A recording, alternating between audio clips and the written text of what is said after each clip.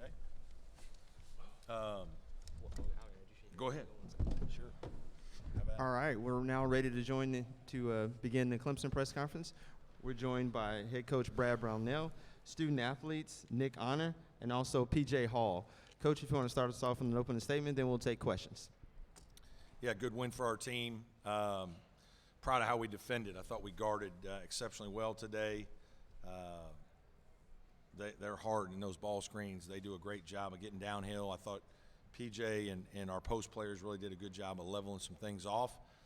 Kind of a game that was bump and grind for most of the start, but our guys just kind of hung in there, and I thought we got better flow the longer it went. PJ really helped us get off to a good start offensively, and we kind of played with a lead through most of the second half. They made a nice little run, and then give our guys credit. We were able to answer. Nick was terrific, 2 big threes back-to-back. Chase hit a big three, and Al hit a big three, made enough free throws down the stretch to get a good win. So happy for our team. We've really hung in there this year. Couldn't be more proud of these guys.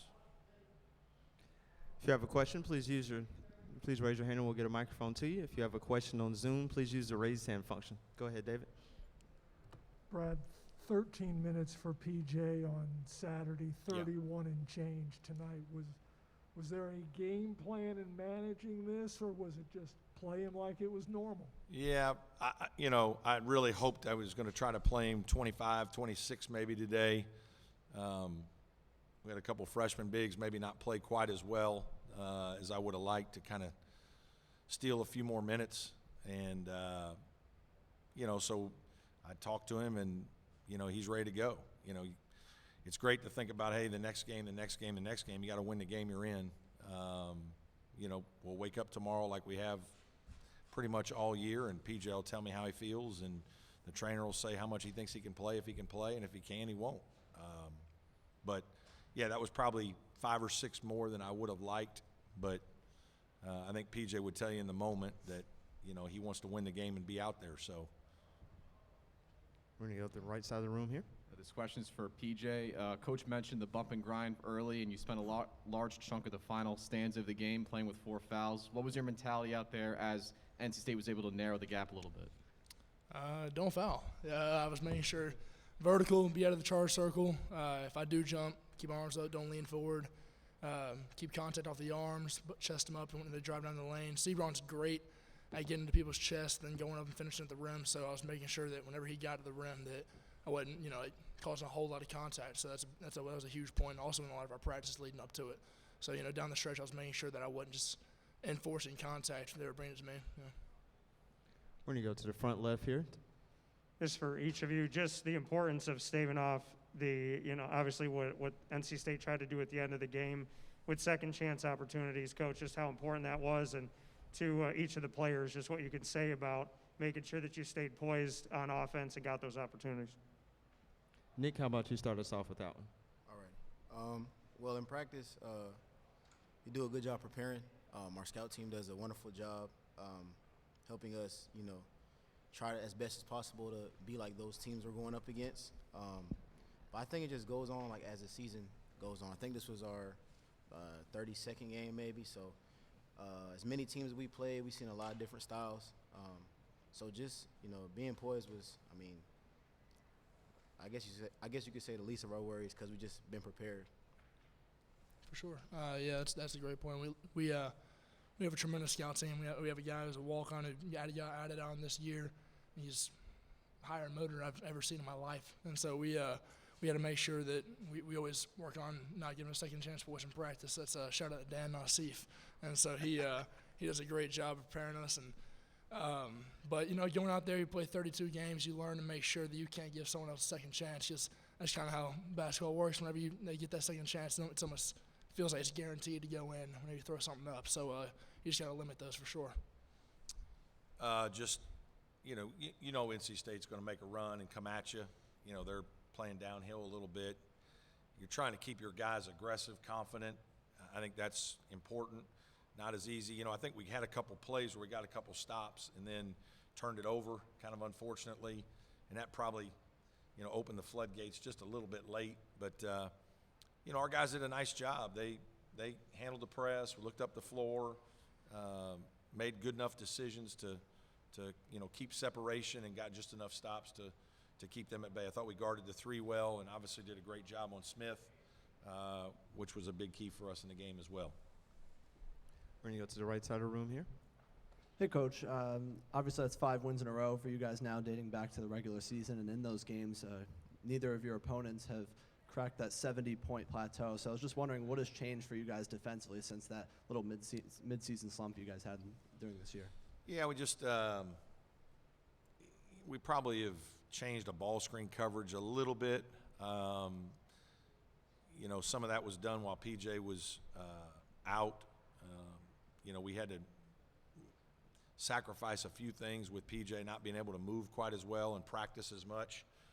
And when he went out, with our young, bigger guys, we did a little bit more, became a little more aggressive in certain things. And I think that helped. PJ's fought to do that, and did a nice job today. So I think, those things are probably the difference in our defense being a little bit better. We're going to go to the left side of the room here. Yeah, Coach, you have Virginia Tech now, who you just saw on Saturday. What are the challenges and what are the advantages of playing a team you just saw the other day? And what did you like about the way you guys played defense in that game on Saturday? Yeah, I thought we played about as hard and as well as we could play defensively against a very good Virginia Tech team. They have great poise, experience. Their big guys are, they're not only talented, they're really smart. They're high IQ players. But I love the way we competed. Our guys fought like crazy in that game. We're going to have to play with maximum effort and, shoot the ball probably better than we did tonight to beat a really good team. But the advantage, really for both teams is, it's an incredibly quick turnaround, right? We got 24 hours. Having just played them, have a good feel for what they do. They're going to know what we do. I'm sure they've been practicing for us in NC State for a couple days, but that's, a slight advantage that somebody we played. NC State we hadn't played till early January, so you kind of had to go back and figure some things out. We're going to go to David Teal. PJ, what have the challenges been of managing your practice and workout routines and then games? I'm sure an athlete's instinct is to go, but you've had to learn to curb it a little bit? For sure. Yeah, it was definitely a huge challenge for myself. Whenever I was first having the thing in my foot, flare up all over the outside of my foot, it was hard to be truthful myself and my staff that, I'm hurting. And so then we're playing Drake, and I'd go down a little bit, and it wasn't feeling too great, and then it progressively got worse. And obviously I wanted to be out there and compete and fight with my teammates, but it gets to a point where you can't do that anymore. But I've learned to, sacrifice and make sure that I can be truthful with my teammates, and because there were times where I was out there and I was hurting my team because I couldn't quite move as well. And Ben Middlebrooks did a great job whenever I eventually went out. And so, looking back on it in hindsight, you want to compete, but, you have to be smart. And so that was definitely a huge learning point for me. Our next question will come from Zoom. Matt Connolly, go ahead with your question. Brad, just how important was that stretch in the second half after they cut it to 3 where PJ gets a bucket and Nick gets back-to-back threes there? Yeah, a huge momentum swing for us. They'd made a run and had taken momentum from us, and these two guys over here made huge plays. This is a game where players got to make plays. Nick, both of his shots were just a guy making big-time shots. It wasn't there. We didn't call anything. It's just him, recognizing the situation and staying in attack mode, being confident and hitting big shots.